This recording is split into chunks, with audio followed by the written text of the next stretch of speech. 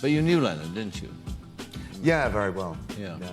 You met him through Liz Taylor? I met him through Liz Taylor. She wanted me to do... There was this...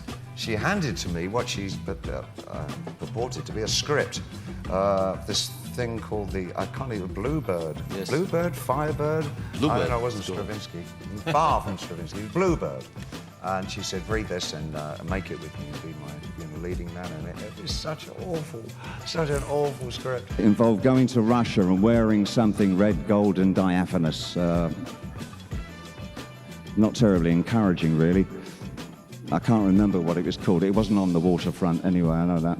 And I go through this, it was absolutely awful. And, but she did invite me to a wonderful party that she threw, and I met Lennon there. And we were in LA, and one night she had a party to which both John and I had been invited. I think we were polite with each other in that kind of older, younger way. Although there were only a few years between us, in rock and roll, that's a generation, you know. Oh boy, is it ever.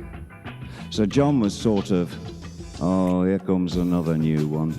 I was never around when the Ziggy Stardust thing came, because I'd already left England when all that was going on, so I didn't really know what he was. And meeting him doesn't give you much more of a clue, you know. And I was sort of, it's John Lennon. I don't know what to say. Don't mention the Beatles, you'll look really stupid. And he said, hello, Dave. And I said, I've got everything you made, except the Beatles. we went on to a great relationship over the years.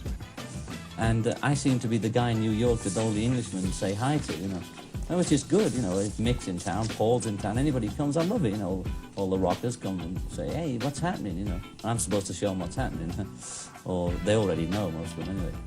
And I got to know David through Mick, really, although I'd met him once before. I mean, he was the first artist I'd ever met who told me that I didn't need management, that it was not necessary, you know. And bless him, forever after that, I did get rid of that manager. But we kind of started knocking around with each other. And he had his, I think at the time, gave me, which I thought one of the better Lennon quotes, which I said a number of times. But when I asked him what he thought of what I was doing, glam rock, he said, yeah, it's great, but it's just rock and roll with lipstick on. And next minute he says, hello, John, I'm doing Across the Universe. Do you want to come on down? So I said, all right, you know, I live here. I popped down and I played rhythm. And then he had this lick, you know, we'd finished Across the Universe, and this guitarist had a lick, so we sort of wrote this song, you know. It was no big deal. We just sort of, oh, boom, boom, boom, you know, like that. It wasn't like sitting down to write a song. So he's fiddling around. He writes them in the studio. You know, he goes in about 4 words and a few guys and starts laying down this stuff. And he has virtually nothing. He's making it up in the studio. So I just contributed whatever I contributed, you know, like backwards piano and a couple of things like Repeat of Fame. And then we needed a middle 8, so we took some Stevie Wonder middle 8 and did it backwards, you know, and we made a record out of it. And I was impressed as I was at virtually everything he said.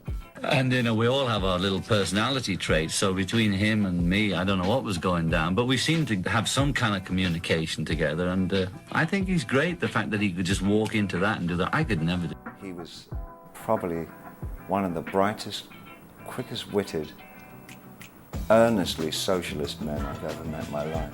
Socialist in true definition, not in a fabricated political sense, but a real humanist, and a really spiteful sense of humour, which of course, being English, I adore.